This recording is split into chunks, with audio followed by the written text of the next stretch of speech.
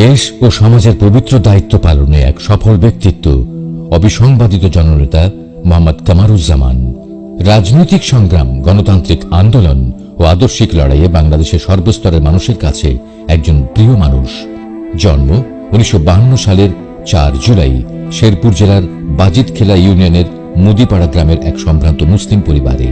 স্থানীয় কুমরি কালীতলা সরকারি প্রাথমিক বিদ্যালয়ে পড়াশোনার পর শেরপুর জিকেএম ইনস্টিটিউশন থেকে 1967 সালে এসএসসি পরীক্ষায় প্রথম বিভাগে উত্তীর্ণ হন। এরপর 1967-68 সেশনে জামালপুর আশেক মাহমুদ কলেজ উচ্চ মাধ্যমিক শ্রেণীতে অধ্যয়ন করেন। কিন্তু 69-এর অসহযোগ আন্দোলনের সময় দেশের অন্য সব ছাত্রদের মতোই তিনিও পরীক্ষায় অংশগ্রহণ করা থেকে বিরত থাকেন। পরবর্তীতে 1972 সালে মোমিনশাহী নাসিরাবাদ কলেজ থেকে এইচএসসি এবং 1974 সালে ঢাকা আইডিয়াল কলেজ থেকে ডিস্টিংশন সহ বিএ পাশ করেন। সর্বশেষ ঢাকা বিশ্ববিদ্যালয়ে গণযোগাযোগ ও সাংবাদিকতা বিভাগ থেকে 1976 সালে কৃতিত্বের সাথে সাংবাদিকতা স্নাতকোত্তর ডিগ্রি লাভ করেন। ঢাকা বিশ্ববিদ্যালয়ের একজন মেধাবী ছাত্রনেতা হিসেবে তিনি ছাত্র রাজনীতির গুণগত পরিবর্তনের আন্দোলনে নেতৃত্ব দিয়েছেন। ছাত্র সমাজের অধিকার আদায়ে ছিলেন সর্বদা সরব।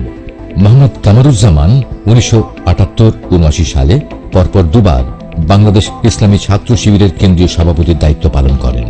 এ সময় দেশে বহুদলীয় গণতন্ত্র প্রতিষ্ঠায় ছাত্র নেতা হিসেবে বলিষ্ঠ ভূমিকা পালন করেন।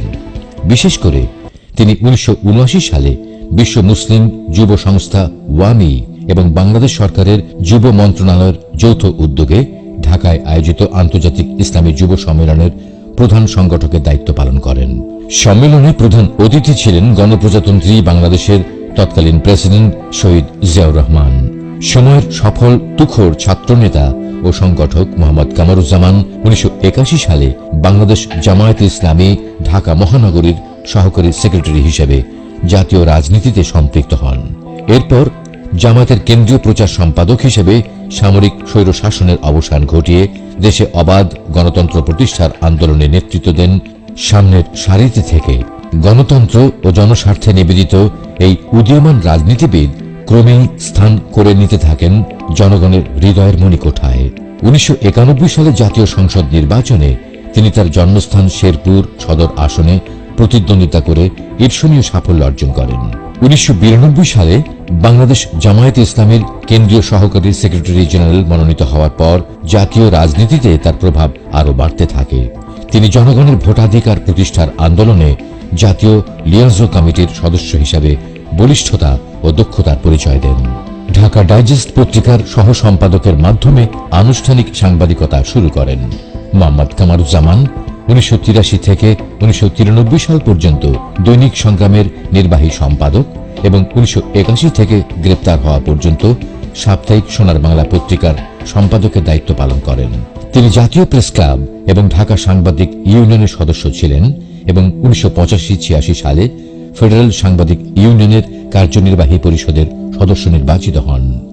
একই সাথে তিনি বাংলাদেশের রাজনীতি, ইসলামী আন্দোলন, গণতন্ত্র ও তার বিকাশ, নির্বাচন, গণমাধ্যম, সমাজ সংস্কৃতি সহ বিভিন্ন বিষয় নিয়ে বেশ কয়েকটি মৌলিক গ্রন্থ রচনা করেন। পাশাপাশি সাপ্তাহিক সোনার বাংলায় তার লেখা রাজনৈতিক কলাম ও বিশ্লেষণ বেশ জনপ্রিয়তা অর্জন করে, যার কারণে স্বৈরাচার এরশাদের শাসন আমলে পত্রিকাটির প্রকাশনা নিষিদ্ধ করা হয়েছিল। 1996 সালে রাজনৈতিক পট পরিবর্তনের পর তিনি ইসলামী ও জাতীয়তাবাদী শক্তির ঐক্য প্রতিষ্ঠায় গুরুত্বপূর্ণ অবদান রাখেন। বিভিন্ন সভা সমাবেশ, সেমিনার, সিম্পোজিয়ামে তার সুচিন্তিত দিক নির্দেশনা জাতীয় ঐক্য গঠনে বিশেষ ভূমিকা রাখে। মোহাম্মদ কামারুজ্জামান ডেমোক্রেটিক পার্টির কনভেনশনে যোগ দিতে 1996 সালে মুসলিম উম্মাহ ইন আমেরিকার আমন্ত্রণে 2002 সালে এবং বিশেষ আমন্ত্রণে 2005 সালে যুক্তরাষ্ট্র সফর করেন। সফরকালে তিনি বাংলাদেশ ককাসের প্রধান জোসেফ ক্রাউলি সহ অনেক কংগ্রেসম্যানের সাথে সাক্ষাৎ করেন। তিনি কনভেনশন অফ ইসলামিক ডেমোক্রেট সম্মেলনে যোগ দিতে তুরস্ক সফর করেন। বাংলাদেশের সাথে সম্পর্ক উন্নয়নের লক্ষ্যে ভ্রাতৃপ্রতিম দেশগুলোতে সফর করেন। তিনি যুক্তরাজ্য সফরকালে ব্রিটিশ পররাষ্ট্রমন্ত্রী, কনজারভেটিভ ও লেবার পার্টির পার্লামেন্ট মেম্বারদের সাথে সাক্ষাৎ করেন এবং হাউস অফ লর্ডসে ব্রিটিশ প্রধানমন্ত্রীর প্রশ্নোত্তর পর্বে অংশগ্রহণ করেন। রাজনীতির পাশাপাশি একজন আদর্শ সমাজসেবক হিসেবেও কামারুজ্জামানের সুনাম সুবিদিত। তিনি শেরপুরে দারুস সালাম ট্রাস্টের চেয়ারম্যান হিসেবে এতিমখানা, মাদ্রাসা, মক্তব, পাঠাগার ও ক্লিনিক পরিচালনা করেন। এছাড়াও তিনি নিজ এলাকায় অসংখ্য শিক্ষা প্রতিষ্ঠান, রাস্তাঘাট, হাসপাতাল এবং মসজিদ প্রতিষ্ঠা করেন। বিভিন্ন সংকট ও প্রাকৃতিক দুর্যোগকালে দরিদ্র ও দুর্দশাগ্রস্ত মানুষের পাশে দাঁড়াতেন একান্ত আপনজনের মতো। 2008 সালে সরকার গঠনের পর থেকেই আওয়ামী লীগ তাদের ক্ষমতাকে চিরস্থায়ী করতে বিরোধী রাজনৈতিক দলগুলোকে নেতৃত্বহীন করার নীল নকশা গ্রহণ করে, যার অংশ হিসেবে 2010 সালের 13 জুলাই মোহাম্মদ কামারুজ্জামানকে শাহবাগ থানায় পুলিশি তৎপরতায় বাধাদানের নামে একটি মিথ্যা মামলায় আটক করা হয়। সম্পূর্ণ বিনা বিচারে 2 বছর কারাবরণের পর 2012 সালের 2 জুলাই তার বিরুদ্ধে 1971-এর মানবতা বিরোধী অপরাধের অভিযোগ এনে বিচার শুরু করে বাংলাদেশের বিতর্কিত আন্তর্জাতিক অপরাধ ট্রাইব্যুনাল। 1971 সালের মুক্তিযুদ্ধে নিজ এলাকা শেরপুরের কয়েকটি হত্যাকাণ্ডের সাথে জড়িয়ে এবং ওই সময়ে সংগঠিত সকল অপরাধের সুপিরিয়র রেসপন্সিবিলিটি দিয়ে 2013 সালের এক রায়ে মোহাম্মদ কামারুজ্জামানকে মৃত্যু দণ্ডাদেশ প্রদান করে এই বিতর্কিত ট্রাইব্যুনাল। এরপর রায়ের বিরুদ্ধে আপিল করা হলে 2014 সালের 3 মে সুপ্রিম কোর্টের আপিল বিভাগ এক বিভক্ত রায়ে এই দণ্ডাদেশ বহাল রাখে। আমরা পরিবারের পক্ষ থেকে মনে করি আমার বাবা ন্যায় বিচার পাননি। আজকে একজন নিরপরাধ মানুষকে সাজা দেওয়া হলো, একজন নিরপরাধ মানুষকে মৃত্যুদণ্ড দেওয়া হলো। আমরা এই জুলুমের বিচার করার ভার সর্বশক্তিমান আল্লাহর উপর ছেড়ে দিলাম। যেই অভিযোগে উনাকে মৃত্যুদণ্ড দেওয়া হয়েছে, সেই সোহাগপুর গণহত্যা, সেই গণহত্যার সাথে আমার বাবার সংশ্লিষ্টতার প্রমাণ ইতিহাসের কোথাও নেই। কোন ইতিহাসের কোন বই বা ভিকটিমরা কখনো সাংবাদিকদের সাথে কোনো সাক্ষাৎকারে এমন কথা বলেননি। আমার বাবাকে জড়িয়ে এই সোহাগপুর গণহত্যার সাথে ইতিহাসে কোনো প্রমাণ নেই, তারপরও এইখানে তাকে মৃত্যুদণ্ড দেওয়া হলো। আমরা মনে করি আমরা ন্যায় বিচার পাইনি এবং আমরা আমাদের লয়ারদেরকে বলছি যে আমরা এইটা রিভিউ পিটিশনের জন্য উপযুক্ত ব্যবস্থা নেওয়ার জন্য বলছি, এবং তার ব্যবস্থা নেবেন কিনা। উল্লেখ্য, মোহাম্মদ কামারুজ্জামান 71 সালের পুরো সময় ঢাকা ও ময়মনসিংহে কাটিয়েছেন। প্রসিকিউশন তার বিরুদ্ধে আনিত কোনো অভিযোগ প্রমাণ করতে পারেনি, এমনকি কোনো প্রত্যক্ষদর্শীও তার বিরুদ্ধে সাক্ষ্য দেয়নি। সাজানো মামলায় বিভক্ত রায়ে মৃত্যুদণ্ডাদেশ দেয়া হলেও অভিযুক্তকে রিভিউয়ের সুযোগ না দিয়েই সরকারের মন্ত্রীরা বিচার বিভাগের নিয়ম লঙ্ঘন করে তাকে ফাঁসিতে ঝোলানোর হুমকি দিয়ে যাচ্ছে একের পর এক। যেই মুহূর্তে উনি জানবেন যে ওনাকে ফাঁসি দেওয়া হয়েছে, আপিল বিভাগ রায় দিয়ে দিয়েছে এবং ওনাকে ফাঁসি দেওয়া হয়েছে, সেই মুহূর্তে থেকে ওনার মার্সি পিটিশন করার সময় গণনা শুরু হবে। এখন পর্যন্ত আপিল বিভাগের একটা রায় আছে যেখানে রিভিউ এর পিটিশন ডিসমিসড হয়েছে। আমাকে সেইটা ধরে নিয়ে জেল কর্তৃপক্ষকে আদেশ দিতে হবে তাদের প্রস্তুতির ব্যাপার। আমি সেই আদেশ দিয়েছি।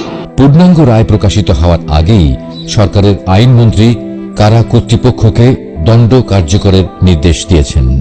দেশের সর্বোচ্চ আদালত ন্যায় বিচারের স্বার্থে অবশ্যই সাজার ব্যাপারে তারা বিবেচনা করতে পারে।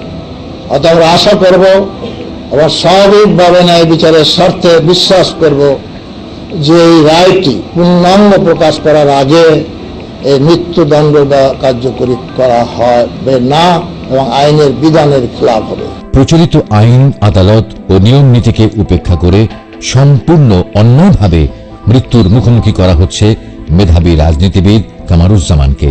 বাংলাদেশের সংবিধানের আর্টিকেল 105 অনুচ্ছেদ, যেটা অনুচ্ছেদ 105, সেখানে সুস্পষ্টভাবে বলা হয়েছে যে সুপ্রিম কোর্টের যে কোনো রায় সেগুলো রিভিউ করা যাবে এবং রিভিউ করার ক্ষমতা তার সুপ্রিম কোর্টের নিজেরা আছে, অন্য কোনো পার্টির অ্যাপ্লিকেশনও করা যাবে। এই রিভিউয়ের যে অধিকার, এটি একটি সাংবিধানিক অধিকার, এটি অলঙ্ঘনীয় অধিকার। এখানে মৃত্যুদণ্ডের রায় হয়েছে, এই রায়টি এখনো চূড়ান্ত নয়, কারণ এর বিরুদ্ধে একটি ফোরাম এখনো বাকি আছে, সেটা সাংবিধানিক ফোরাম। এই রিভিউয়ের জন্য যে নির্ধারিত 30 দিনের সময়, সেটি অতিক্রান্ত না হলে এবং এর মধ্যে যদি আমরা রিভিউ দায়ের না করি, তখনই কেবলমাত্র সাজা কার্যকরের প্রশ্ন আসবে। এর আগে সাজা কার্যকরের কথা যারা বলছেন তারা ভুল বলছেন, তারা বিভ্রান্তি ছড়াচ্ছেন। আমি বলবো সরকার বা প্রসিকিউশনের লোকেরা আর্টিকেল 105 এর কথাটা বাদ দিয়ে যে কথাটা বলছেন, এই তড়িঘড়ি করার পেছনে তা আমরা জানি না কি কারণ আছে, কিন্তু সংবিধান আজকে বাংলাদেশে ভেঙে পড়েনি, আকাশও ভেঙে পড়েনি, সুনামিও হয়ে যায়নি। সুতরাং সংবিধান যতদিন আছে, আর্টিকেল 105 যতদিন আছে, রিভিউয়ের অধিকার কামারুজ্জামান সাহেবের আছে এবং তার আগের সাজা কার্যকর করার কোনো সুযোগ নেই। আর এতেই স্পষ্ট হয়ে গেছে রাজনৈতিক উদ্দেশ্যে বিচারের মুখোশে জনতার প্রিয় নেতাকে হত্যা করার আওয়ামী নীল নকশা